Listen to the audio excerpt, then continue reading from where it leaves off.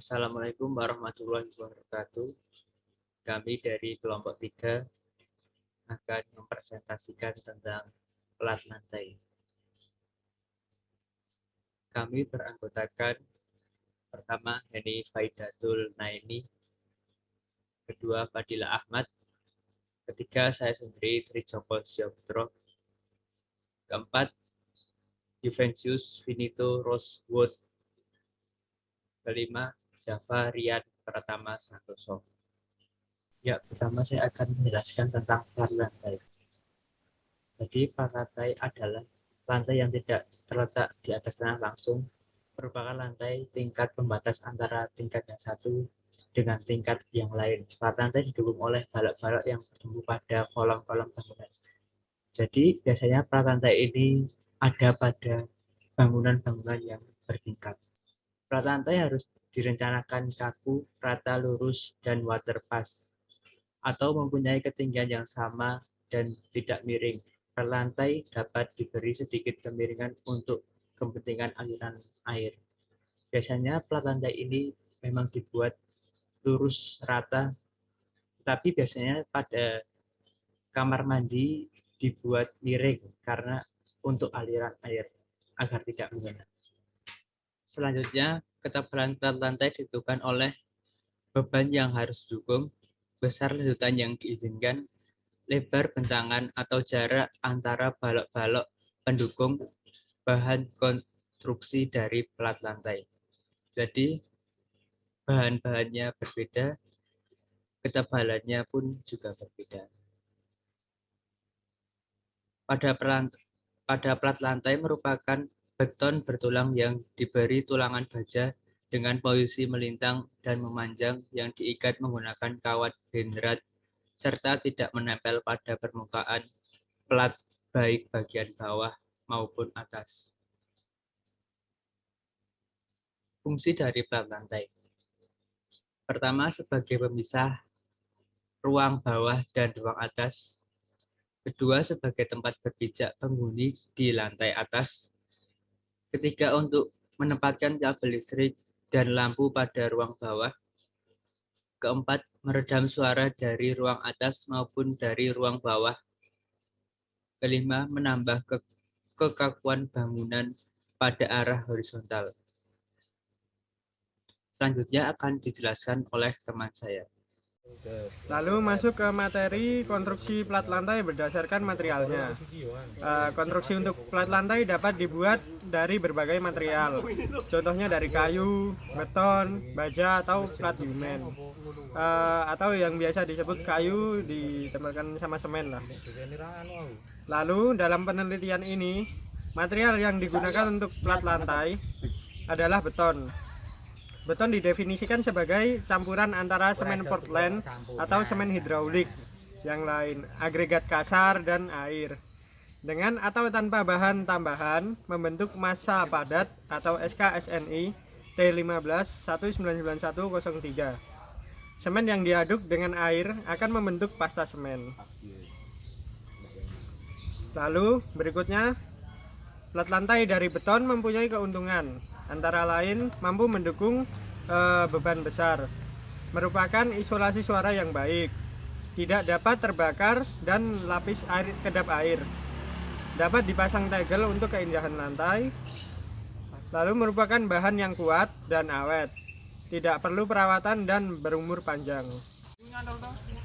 Lalu perencanaan dan hitungan plat lantai dari beton bertulang harus mengikuti persyaratan yang tercantum dalam SNI Beton tahun 1991.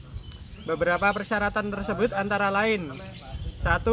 Plat lantai mempunyai tebal sekurang-kurangnya 12 cm, sedangkan plat atap sekurang-kurangnya 7 cm.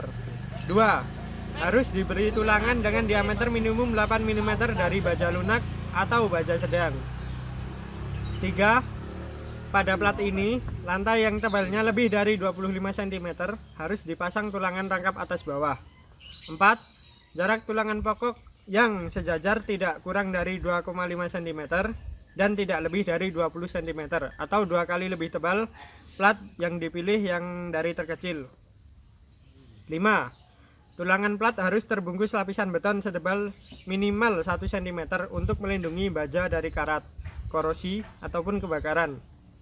Untuk menghindari lenturan yang besar, maka bentangan plat lantai jangan dibuat terlalu lebar. Bentangan plat lantai yang besar juga akan menyebabkan plat menjadi terlalu tebal dan jumlah tulangan yang dibutuhkan akan menjadi lebih banyak.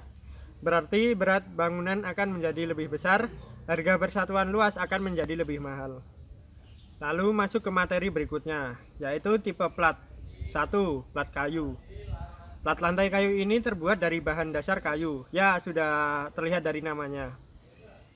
Yang dirangkai atau disatukan menjadi satu kesatuan yang kuat sehingga terbentuklah bidang injak yang luas. Plat lantai kayu memiliki kelebihan dan kekurangannya sendiri-sendiri. Adapun berbagai kelebihan dan kekurangan plat kayu sebagai berikut. 1. Ekonomis karena harganya yang relatif dihitung-hitung murah lah. 2. Hemat ukuran pondasi karena beratnya yang ringan. 3. Mudah dikerjakan. Lalu kekurangan dari plat kayu antara lain: 1. Hanya diperbolehkan untuk struktur konstruksi bangunan yang sederhana dan ringan. 2. Bukan benda peredam yang baik. 3. Mempunyai sifat yang mudah terbakar, tidak tahan air ataupun mudah bocor. Lalu, mudah terpengaruh oleh cuaca seperti hujan, panas, dan sebagainya.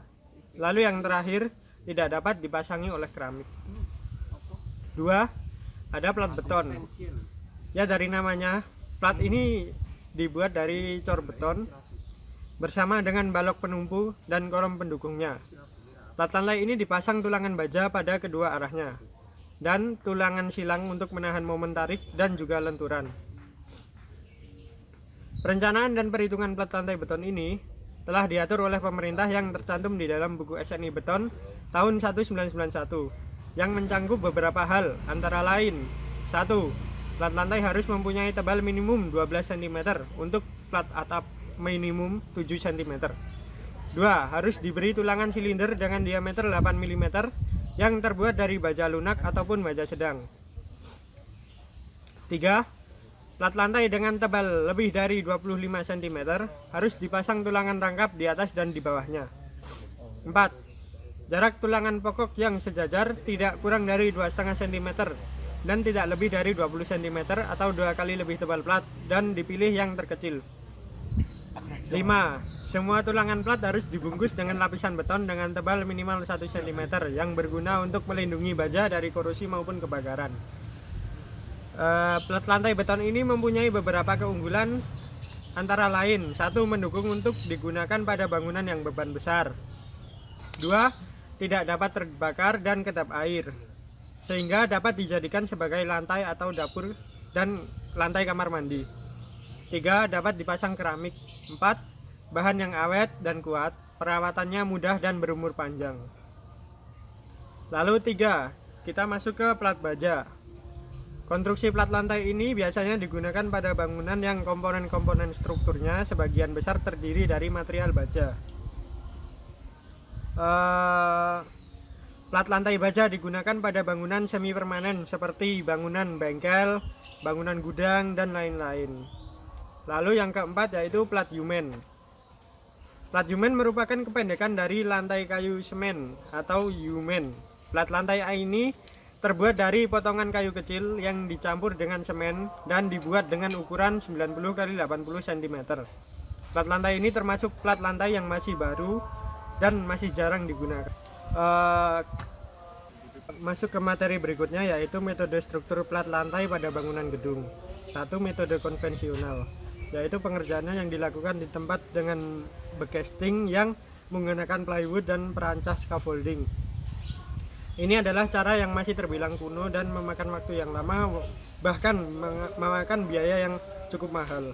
Maka dari itu, banyak orang yang berlomba-lomba untuk mendapatkan inovasi terbaru untuk mendapatkan waktu dan biaya yang lebih murah. Assalamualaikum warahmatullahi wabarakatuh. Perkenalkan, nama saya Heni Faidatul Naini dengan NPM 20105030074. Di sini saya akan menjelaskan tentang metode struktur plat lantai pada bangunan gedung yang selanjutnya, yaitu ada metode half slab, metode bondek, dan metode full precast. Metode half slab Metode ini disebut metode HAZLAB karena sebagian struktur plat lantai dikerjakan dengan sistem precast. Bagian tersebut dibuat di pabrik untuk kemudian dikirim ke lokasi proyek untuk dipasang, yang kemudian dipasang besi tulangan atas, kemudian dicor sebagian plat yang dilakukan di tempat proyek. Kelebihan dari metode HAZLAB ini yaitu terdapat penghematan waktu dan biaya untuk pekerjaan backcasting. Akan tetapi, tidak semua bagian plat gedung bisa dibuat dengan sistem ini, contohnya area toilet. Metode yang selanjutnya yaitu metode bondek, yaitu metode dengan mengganti tulangan bawah diganti oleh plat bondek dengan harapan mampu menghemat besi tulangan dan backcasting bawahnya. Tulangan atas bisa dibuat dalam bentuk batangan atau bisa juga diganti dengan besi wire mesh agar lebih cepat dalam pemasangannya. Selanjutnya, metode full precast. Metode ini bisa disebut dengan metode yang paling cepat pengerjaannya. Akan tetapi perlu diperhatikan juga, metode ini harus memperhatikan kekuatan alat angkat di mana kuat angkut ujung tower crane harus lebih besar dari total beton precast. Poin pertama bagian 5, pembebanan plat. Berdasarkan Peraturan Pembebanan Indonesia untuk gedung pada tahun 1983, pembebanan dibagi atas beberapa jenis beban, yaitu beban mati, beban hidup, beban angin, dan beban gempa. Beban mati ialah berat dari semua bagian dari suatu gedung yang bersifat tetap. Beban hidup ialah semua beban yang terjadi akibat penghunian atau penggunaan suatu gedung. Beban angin ialah semua beban yang bekerja pada gedung yang disebabkan oleh selisih tekanan udara. Sedangkan beban gempa ialah gaya-gaya di dalam struktur tersebut yang terjadi oleh gerakan tanah akibat gempa. Adapun elemen-elemen pembebanan untuk plat lantai yaitu beban hidup untuk tempat tinggal beratnya 200 kg per meter persegi. Beban hidup untuk pabrik, ruang alat, dan lain-lain beratnya 400 kg per meter persegi. Penutup lantai dari ubin semen Portland beratnya 24 kg per meter persegi. Berat dinding pasangan bata tebal setengah batu beratnya 250 kg per meter persegi. Lalu berat jenis beton beratnya 2400 kg per meter kubik. Terima kasih. Untuk materi yang selanjutnya akan dijelaskan oleh teman saya. Saya akan menjelaskan tentang pengujian pembebanan di lapangan menurut SNI T-1991-03. Adapun peraturan uji beban yang digunakan dalam pengujian landutan plat lantai dikutip dari Tata Cara Perhitungan Struktur Beton untuk Bangunan Gedung SNI T-1991-03 Pasal 3 Ayat 13 butir 4. 1.7 Menentukan beban. Dalam menentukan beban dipakai pasal 3 ayat 13 butir 4 sub butir 3 dan 4, yaitu bagian struktur yang dipilih untuk dibebani harus diberi suatu beban total termasuk beban mati yang telah bekerja yang ekuivalen dengan 0,85 garis kurung 1,2 D plus 1,6 L kurung tutup titik. Beban uji harus dilakukan dalam tidak kurang dari 4 tahapan penambahan beban yang kira-kira sama tanpa dihentakan pada struktur.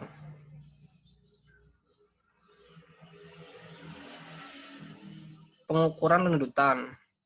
Pengujian beban dilakukan untuk mengetahui besar landutan pada plat akibat beban yang diberikan. Hal ini terdapat pada pasal 3 ayat 13 butir 4 sub butir 3 dan 8, yaitu bila bagian struktur yang diuji tidak menunjukkan gejala keruntuhan terlihat secara nyata, maka kriteria berikut harus digunakan sebagai indikasi perilaku yang memuaskan, yaitu 1.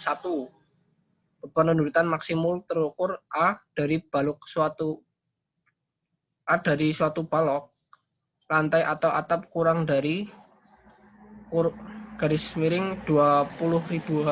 Bila landutan maksimum terukur A dari suatu balok lantai atau atap melebihi garis kurung 20.000 H, maka pemulihan landutan selama 24 jam setelah beban diangkat sekurang-kurangnya 75% dari landutan maksimum untuk beton not praktekan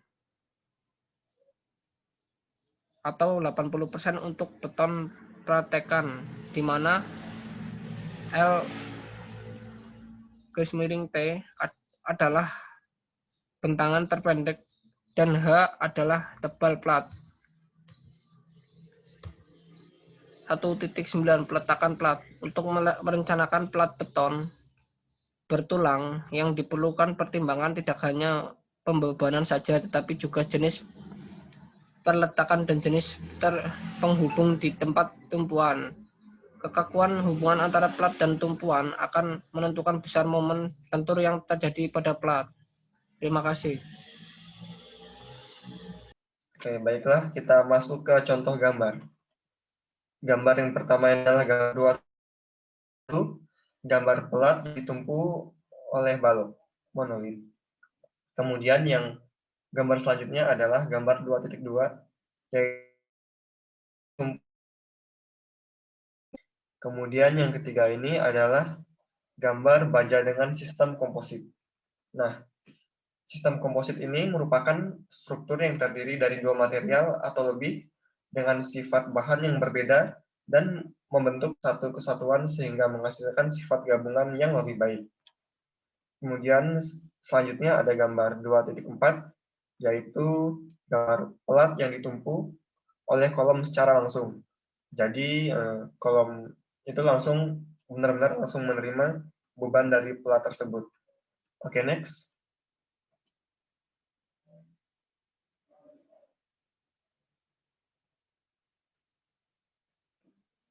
Oke, lanjut ke slide selanjutnya.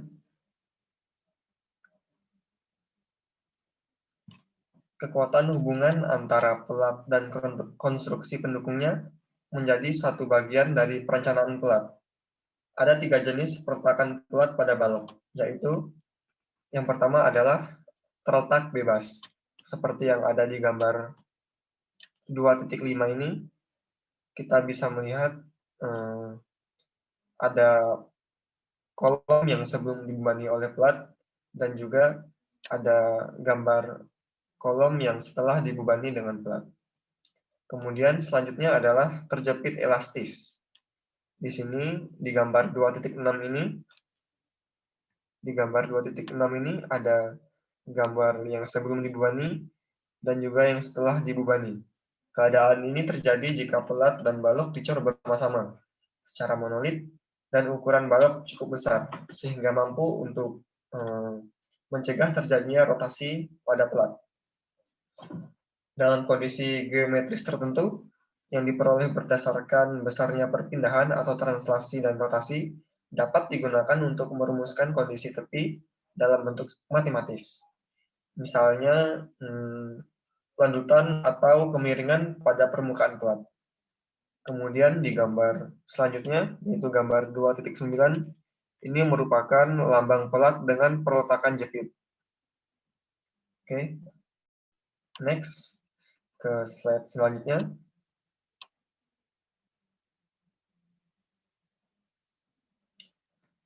Yang terakhir atau 1.10 ini merupakan secara umum sistem membedakan dari nilai rasio perbandingan sisi panjang atau B yang dilambangkan dengan B dan sisi pendek yang dilambangkan dengan A dari plat. Yang pertama ini adalah sistem plat satu arah atau one way slab apabila B per A besar dari 2,0. Analisis dan desain dari plat satu arah ini dilakukan dalam satu arah, yaitu arah sisi pendek. Kemudian yang kedua adalah sistem plat dua arah, yaitu atau two way slab. Apabila 1,0 kecil dari sama dengan B per A kecil dari sama dengan 2,0. Analisis plat dua arah ini dilakukan dalam dua arah, yaitu arah X dan arah Y. Demikianlah presentasi dari kami kelompok 3 tentang sistem plat lantai. Atas perhatiannya kami ucapkan terima kasih.